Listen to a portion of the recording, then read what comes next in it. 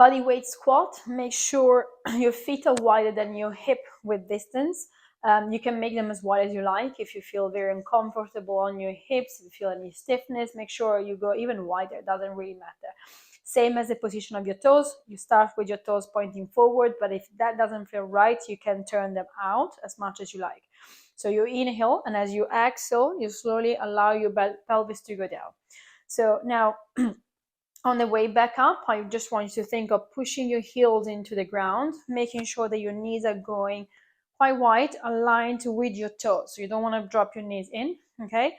As well as the internal side of your feet, they don't want to drop down on the floor. So make sure that your knees are aligned with your toes, ideally second to third toe.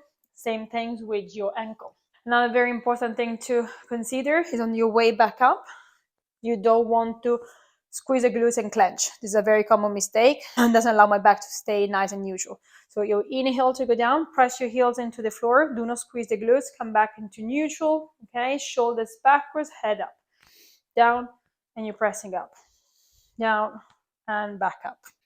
To make it a little bit harder or to encourage your knees to stay in the right position, you can also place a band just below your knees.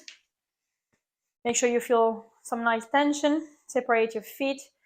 You go down and you come up. So same thing. The band wants to pull you in. You really want to maintain your knees aligned, down and up. So if you look at my hands, my knees are going exactly in the same direction.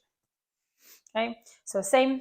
Press your heels into the ground. Do not squeeze the glutes. Do not tuck under. Now, the very common mistake is to lean forward too much. If you go in this direction here, your glutes would do nothing. I want you to really keep your chest nice and up, shoulders moving forward. So if I place a wedge under my feet, you can see how I can go lower a lot easier. So inhale to prepare, exhale.